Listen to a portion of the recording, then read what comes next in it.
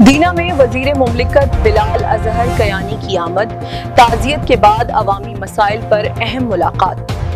Railway फाटक और बिजली के मसाइल के हिल की यकीन दहानी। तफसीलात के लिए दीना से हमारे रिपोर्टर कैसर महमूद की रिपोर्ट देखिए आज तक न्यूज के साथ।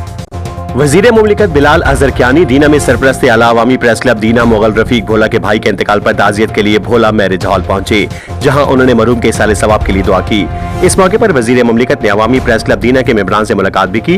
मुलाकात के दौरान सरपरस्त आला मुगल रफीक भोला ने दीना के 50 से ज्यादा देहात को दरपेश देरीना मसला रेलवे फाटक के मसले के हल की तजवीज पेश की। रिपोर्ट कैसर महमूद, दीना जेहलम। आप देख रहे हैं आज तक न्यूज,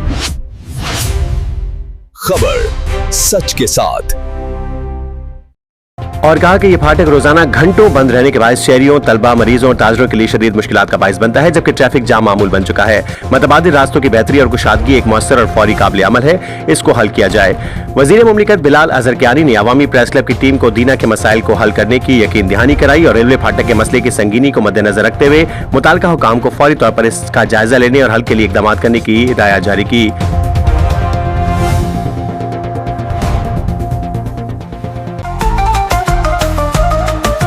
आज तक न्यूज, खबर सच के साथ।